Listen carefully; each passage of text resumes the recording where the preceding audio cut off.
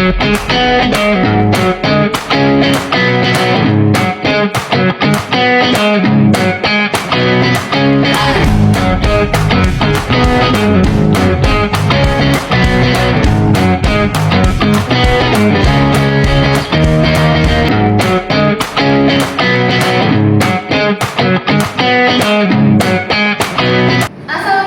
warahmatullahi wabarakatuh. Perkenalkan, kami dari kelompok 6 akan mempresentasikan hasil kerja kelompok kami dengan judul Regulasi dan Legalitas Digital Currency dengan dosen pengampu Ibu Maya Saula SEMM. Perkenalkan, nama saya Sania Sabila dengan NPM 23153103884. Saya Sucira Mayanti dengan NPM 23153104428. Nama saya Sultan Muhammad Zaki dengan NPM 2315310355. Perkenalkan, nama saya Sina Jalis Arnastia dengan NPM 2315310004. Perkenalkan, saya Zainal Abidin dengan NPM 2315310132.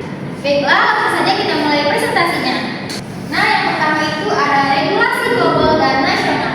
Kalian tahu nggak sih apa itu regulasi?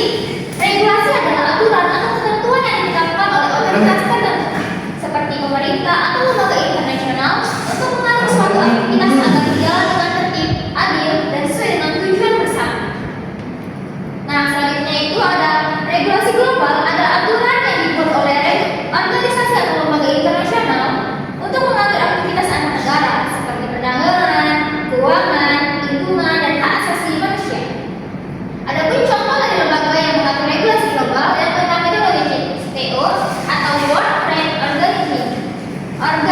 Organization mengatur perdagangan internasional antar negara agar adil dan bebas hambatan. Nah, yang kedua itu ada IMF, International Monetary Fund, atau mengatur sistem keuangan dan membantu stabilitas ekonomi global. Dan yang terakhir itu ada PBB atau Persatuan Bangsa-Bangsa, yaitu mengatur kerjasama antar negara dalam bidang perdamaian, HAM, dan pembangunan. Selanjutnya ada tujuan dari regulasi global. Nah, yang pertama itu ada menjaga keadilan dalam hubungan ekonomi antar negara. Yang kedua itu ada mencegah diskriminasi perdagangan. Yang ketiga itu ada melindungi hak negara berkembang. Dan yang terakhir itu ada menjaga stabilitas keuangan global.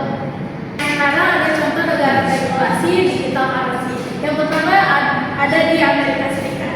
Nah, di Amerika Serikat regulasi terhadap mata uang digital sangat kompleks dan berbeda antara tingkat negara bagian dan federal. Beberapa badan pengawas seperti SEC, SPTC mengatur aspek-aspek tertentu dari industri kripto seperti perdagangan aset kripto dan ICO. Kemudian Amerika Serikat masih dalam proses finansial legislasi khusus untuk stablecoin. Namun sudah memiliki banyak panduan dan aturan dari berbagai lembaga. Kemudian yang kedua ada Singapura. Singapura dikenal sebagai negara ramah kripto dengan regulasi yang jelas dan pajak yang ringan untuk aset digital. Tidak ada pajak atas capital gain dari aset kripto, namun aktivitas bisnis yang menggunakan kripto tetap dikenakan pajak penghasilan. Yang ketiga adalah El Salvador. Nah, El Salvador ini menjadi negara pertama di dunia yang mengakui Bitcoin sebagai mata uang digital pada tahun 2021. Semua bisnis di negara ini wajib menerima Bitcoin sebagai alat pembayaran sah, kecuali jika tidak memungkinkan secara teknologi. Nah, kemudian ada regulasi nasional. Apa sih yang dimaksud dengan regulasi nasional? Regulasi nasional adalah aturan yang ditetapkan oleh pemerintah suatu negara untuk mengatur kehidupan masyarakat dan kegiatan ekonomi dalam wilayah negaranya. Contoh lembaga yang mengatur regulasi nasional di Indonesia, yang pertama Undang-Undang Nomor 8 Tahun 1999 tentang perlindungan konsumen.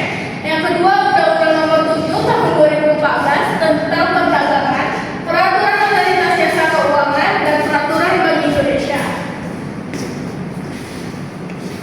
Tujuan regulasi nasional yang pertama mengatur kegiatan ekonomi agar adil dan sehat. Yang kedua meningkatkan kesejahteraan nasional. Ketiga menjaga stabilitas dan kedaulatan ekonomi. Regulasi nasional Indonesia pada digital currency.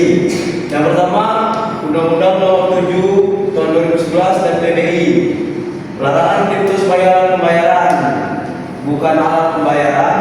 kripto hanya sebagai aset atau komoditas. Yang kedua, Permendak nomor 99 tahun 2018 atau BPI. Perdagangan aset kripto sebagai komoditas legal sebagai komoditas.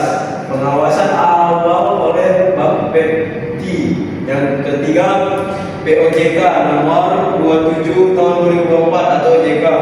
Pengawasan tata kelola perlindungan konsumen legal sebagai aset digital. OJK mulai mengatur per 2025.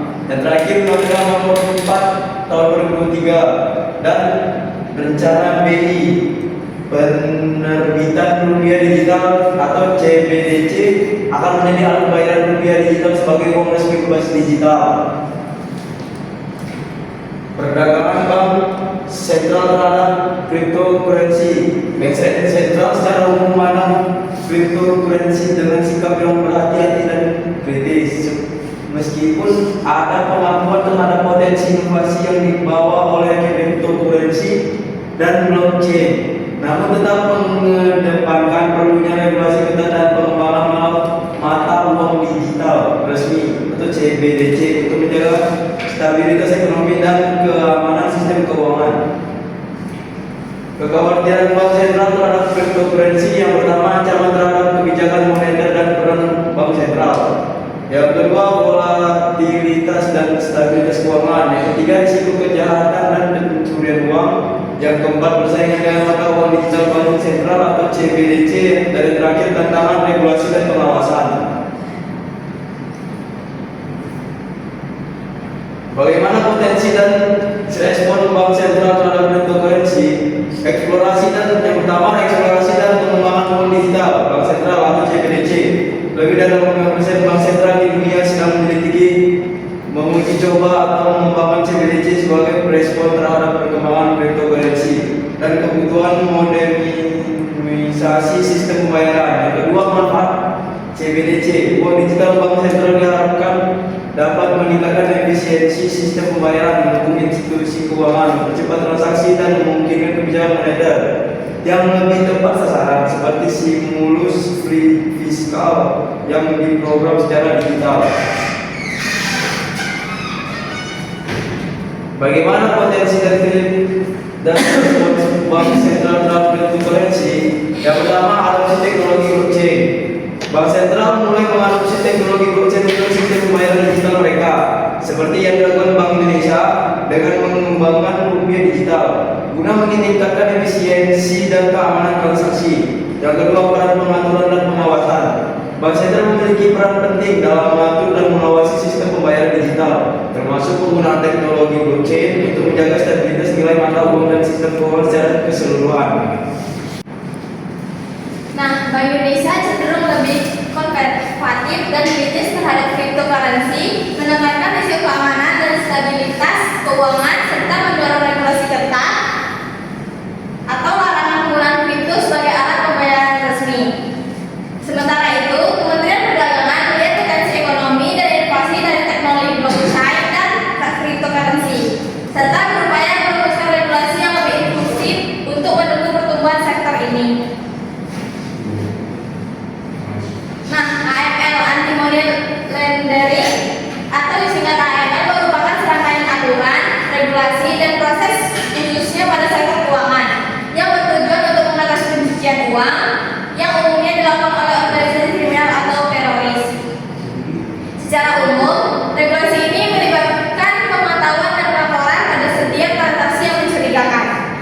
Maka dari itu, lembaga keuangan dan bisnis lainnya memiliki kewajiban hukum untuk mematuhi regulasi tersebut dengan cara memeriksa KYC atau Know Your Customer pada setiap nasabah.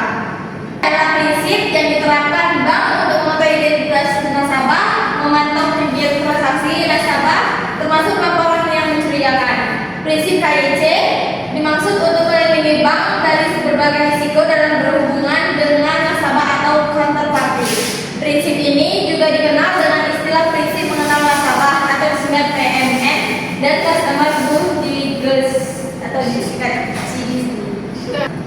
Mengapa AML dan KYC sangat penting? Satu, transaksi kripto anonim dan cepat serta disalahgunakan untuk pencucian uang, pendanaan terorisme, penipuan digital. Yang kedua, menjaga integritas sistem keuangan.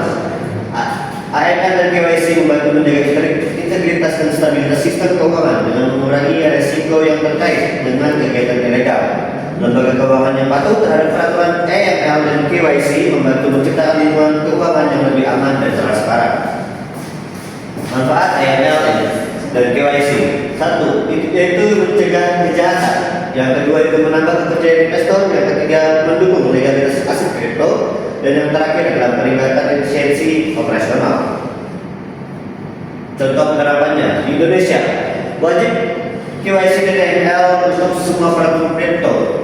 Bapepti nomor 8 tahun 2021. Secara global, Binance dan Coinbase mewajibkan juga KYC. FATF atur standar internasional AML atau KYC. Tantangannya yaitu mengurangi anonimitas, yang kedua bertentangan dengan prinsip desentralisasi. Baik, sekian penjelasan dari kelompok 6. Lebih kurang kali maaf. Assalamualaikum warahmatullahi wabarakatuh.